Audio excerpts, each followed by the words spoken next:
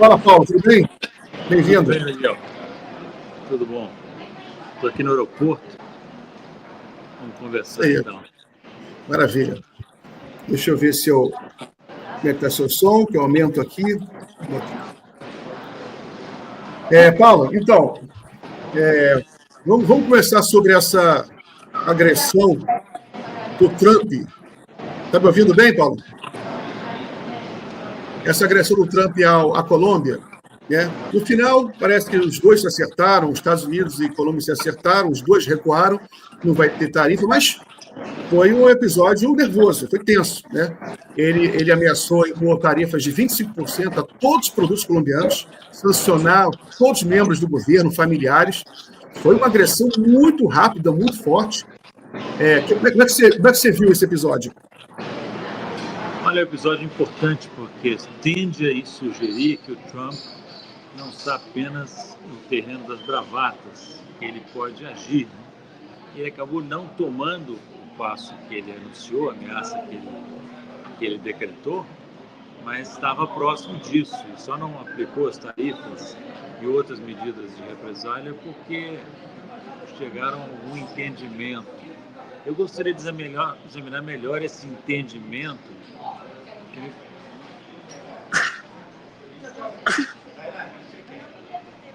Desculpa, Miguel. Gostaria de examinar melhor esse entendimento, porque pode ser que tenha havido, na verdade, um enfraquecimento da posição do Petros, viu? Mais do que do lado do Trump. O Trump assustou não só o colombiano, como vários outros, né? Então você tem que pensar uma, duas, três vezes antes de dar um passo nessa área da deportação de imigrantes, porque é um tema central da campanha do Trump e da presidência dele, tudo indica. Por outro lado, Miguel, é claro que países como o Brasil e outros não podem assistir à humilhação dos seus cidadãos pelas autoridades americanas, né? Então tem que também saber reagir na hora certa e na medida apropriada. Isso aí leva a outro tema, que é o desafio do Brasil diante dessa escalada de agressões do Trump contra a América Latina. Ele já agrediu o México, a Cláudia Sheinbaum está subindo o tom contra o Trump. Ele agrediu os brasileiros também, porque as notícias são de que os brasileiros foram deportados para os Estados Unidos em condições insalubres. Os brasileiros vieram no avião sem ar-condicionado. Tem um depoimento aí do goiano falando que quase morreu sufocado no avião, né? Pouca comida, pouca água. E você tem esse desafio do Itamaraty no Brasil, né? E você tem aí até algumas críticas que o Itamaraty está exercendo um pragmatismo acuado, esse conceito que me deram aí de alguém de dentro do Itamaraty, porque você tem essa situação, esse dilema, né? Que você tem uma elite que quer vender para a China, mas que adora os Estados Unidos. E aí, como vai ficar o Itamaraty, a política externa, diante desses dilemas? Olha, acho essa expressão pragmatismo acuado é uma boa expressão para caracterizar boa parte das atitudes que o Itamaraty toma. É muito fácil você chegar lá em Brasília e dizer para o presidente, ou dizer para a opinião pública, temos que ser cautelosos, temos que ser... Depende, né? O que significa isso? Pode significar transformar o Itamaraty num anão diplomático. Não é? O Itamaraty não pode ficar aceitando qualquer coisa que façam outros países, não só os Estados Unidos. Tem que defender o cidadão brasileiro, coisa que, aliás, nem sempre os diplomatas brasileiros fazem, viu? Quantas vezes brasileiros foram maltratados no exterior, foram até assassinados no exterior? Lembra do caso do Jassar, lá em Londres? E a reação da diplomacia brasileira, dos diplomatas brasileiros, foi insuficiente, viu? Na minha opinião. Então, que não se repita isso agora. O que o Brasil quer? Se não me engano, o Brasil está propondo que os futuros deportados sejam buscados pelo avião presidencial. Não é isso? Aliás, semelhante à proposta que o Petro fez para os colombianos. Né? Também, os americanos dizem, não, mas nós não vamos transportar imigrantes ilegais sem algemá-los. Essa é a nossa política. Bom, então vocês não tragam os nossos, nós vamos buscar, quando vocês quiserem deportar. É uma possibilidade, não sei se é isso que o governo brasileiro está pensando, mas é uma possibilidade, não é? Sim, né? Vamos ver o que vai acontecer agora. Tem uma outra notícia também de hoje, Paulo, que o presidente Lula ele conversou com o Putin, Vladimir Putin, hoje. Teve uma longa conversa. O Putin elogiou a iniciativa do Brasil com a China, de uma proposta de paz na Ucrânia, convidou o Lula para ir à Rússia e parece que o Lula aceitou, que o Lula vai à Rússia em maio. Isso aí, será que isso não representa aí, não pode representar alguma mudança? Porque tinha gente preocupada que o Brasil estaria se afastando dos BRICS. O que você acha que isso representa? Importante que tenha havido essa conversa de 40 minutos, de longa, como você disse, né? Eu creio que o telefonema foi suscitado pela parte brasileira, que também é positivo, que contraria essa versão que eu mesmo temia de que o Brasil estivesse frouxo em relação aos BRICS. Se é fato que o Lula aceitou o convite de ir à cerimônia do 9 de maio, é muito importante que essa celebração de 80 anos do fim da Segunda Guerra. Os russos celebram isso no dia 9 de maio. Eu não me recordo que o Lula tenha sido convidado para ir nas cerimônias do dia D. Mas, enfim, agora foi convidado para ir na cerimônia do dia 9 de maio pelos russos e deve ir. Será uma oportunidade para o Lula ter uma longa bilateral, levar os seus ministros principais dessa área para conversar com os russos, conversar com o presidente Putin sobre a presidência brasileira dos BRICS e outros temas de interesse mútuo. Muito bem. E, Paulo, sobre os BRICS ainda, você tem o anúncio de novos membros do BRICS. A Indonésia entrou, né, oficialmente. O BRICS está cada vez crescendo mais. E agora, com o Trump, você viu que o Trump, a primeira anúncio que ele fez, depois da posse, foi ameaçar os países dos BRICS com tarifas gigantescas, né? Caso ousassem negociar com suas próprias moedas, né? Como é que você está vendo o BRICS agora com o Trump? Miguel, a entrada da Indonésia foi muito positiva, porque a Indonésia é um gigante também, viu? É o tipo do país que tem um lugar nos BRICS, né? É um país, é a 8ª economia do mundo, logo depois do Brasil, que é a 7ª. Tem uma grande população, um país também grande em termos de extensão geográfica. Tem muito peso, entrou, foi a primeira realização da presidência brasileira nos BRICS, ter concluído essa entrada da Indonésia como membro pleno. Com relação ao Trump, aí a minha pergunta é a seguinte: os BRICS e o Brasil em especial vão se portar com altivez diante dessas ameaças do Trump em relação aos BRICS, ou vai correr todo mundo para baixo da cama? Entende? Se eu conheço alguns diplomatas brasileiros, tem muita gente aí querendo já enfiar a viola no saco. Não, é o momento de dar importância aos BRICS. Se os BRICS afinarem com mera ameaça do Trump, pode esquecer os BRICS. Né? Vai ser uma desmoralização para o grupo. Então, o que o Trump fez, na verdade, foi lançar um desafio ao grupo, que é o seguinte: o desafio é, nós não somos, o que vão dizer, o que devem dizer os BRICS, na minha opinião? Nós não somos contra os Estados Unidos. Os BRICS são a favor dos BRICS dos países do sul global.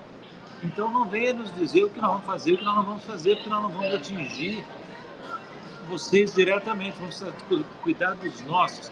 Sabe que eu estive na Rússia num evento em novembro que foi encerrado por Putin. E o Putin, respondendo uma pergunta minha sobre moeda, disse o seguinte: olha, nós não somos contra o dólar é que é contra nós. É isso, exatamente isso.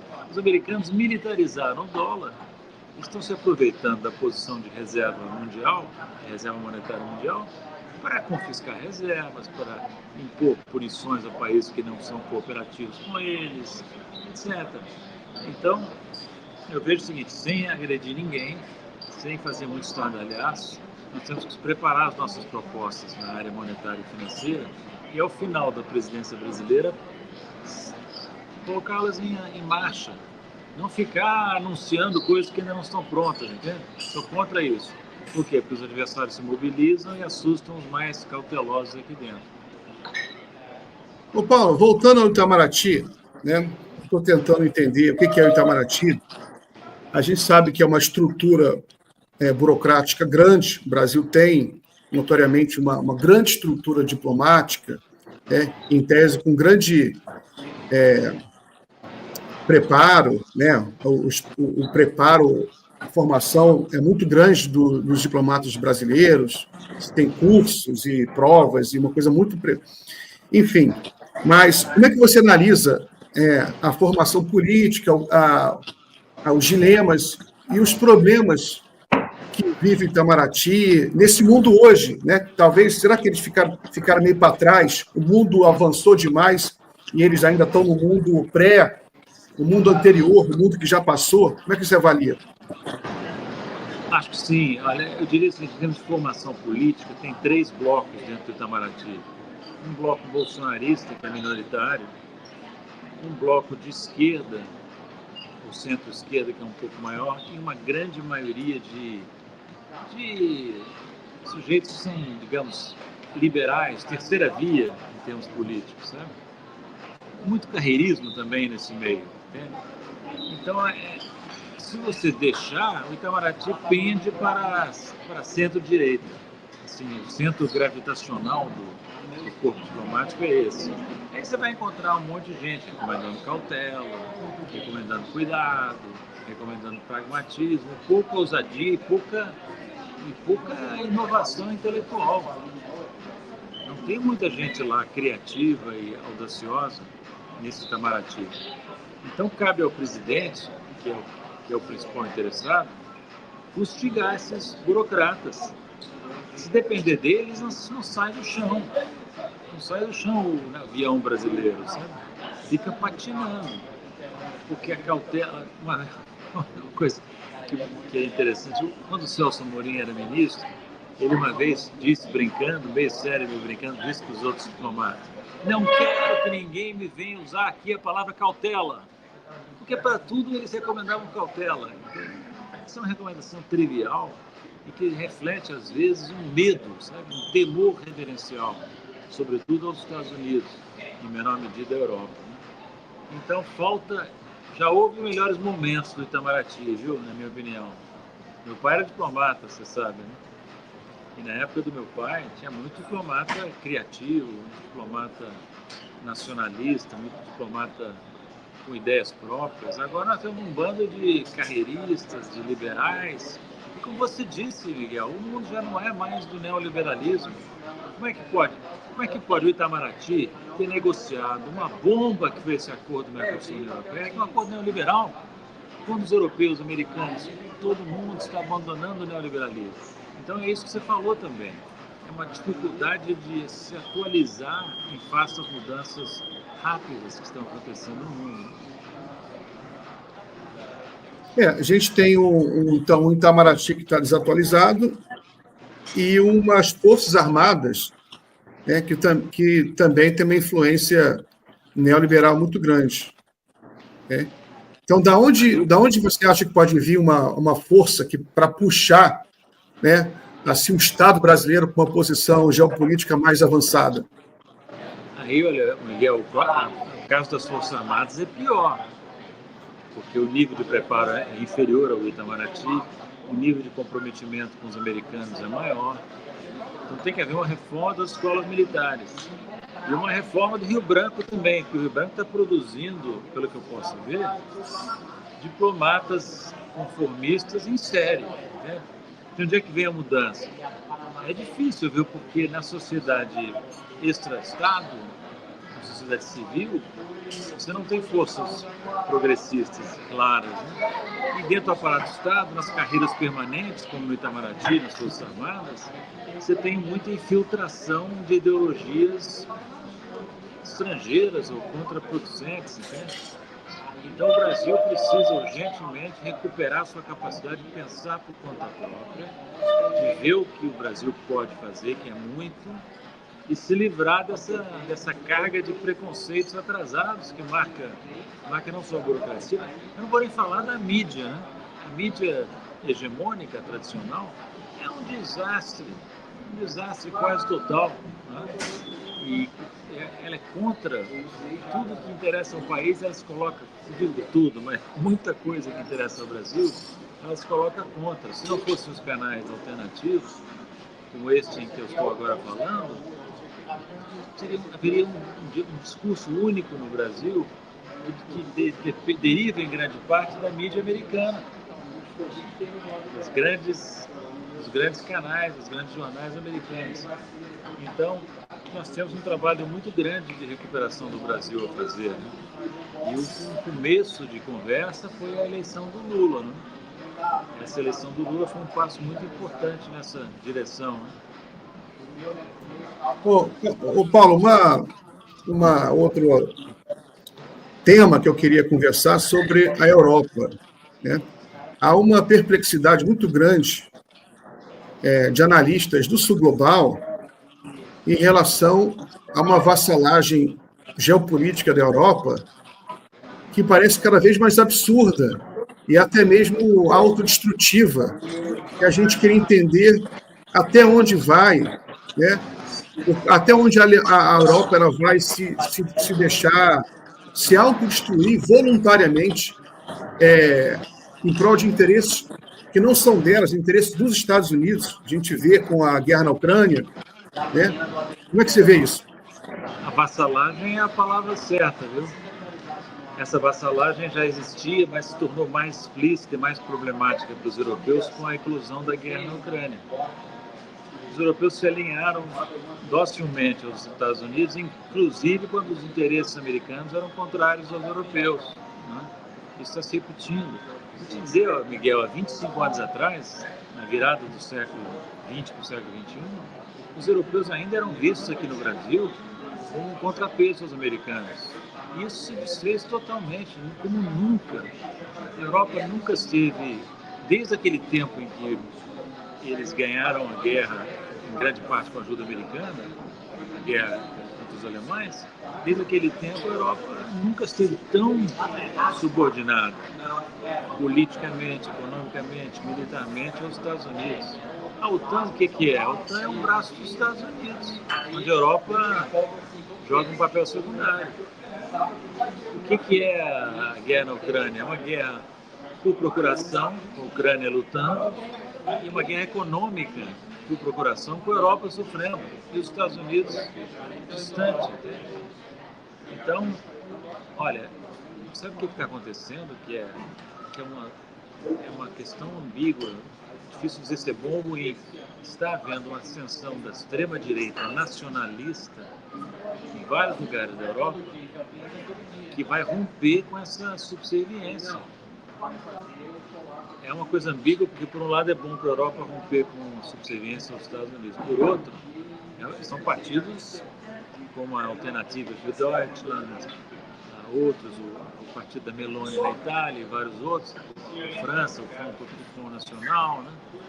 São partidos de direita, de extrema direita, que, entretanto, têm uma visão mais realista da guerra na Ucrânia, que percebem que a Europa não pode ficar subordinada aos Estados Unidos dessa maneira.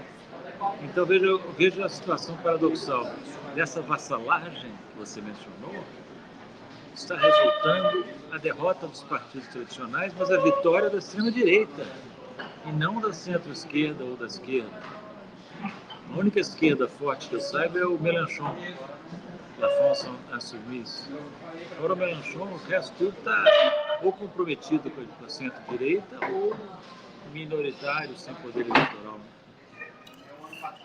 Tem um partido de esquerda novo na Alemanha, não sei se você acompanhou, que ele está fazendo uma defesa da paz e está ganhando espaço na Alemanha.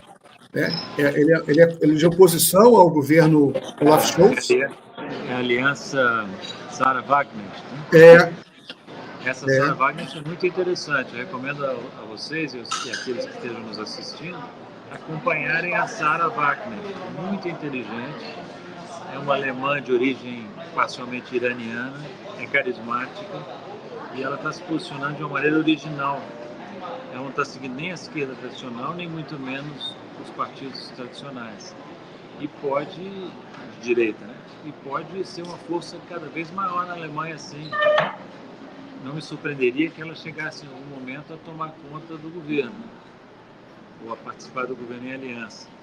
E viu, Miguel, dá uma olhada na Sarah Wagner, você vai ver que ela mistura temas tradicionalmente da esquerda com temas tradicionalmente mais associados à direita. Por exemplo, ela critica a imigração irrestrita, mas critica a maneira como os europeus estão reagindo ao Putin também, sabe? Sim. Então ela é um fenômeno novo na Alemanha que me parece promissor. Vamos ver se posso estar enganado, mas me parece promissor. Muito bem. Paulo, vou liberar você fazer sua viagem aí tranquilo. Tá bom? Espero que o barulho aqui não tenha sido muito grande, tenha dado para escutar bem. Deu para ouvir. Tá, forte abraço, boa viagem para você. Obrigado. Abraço, Miguel.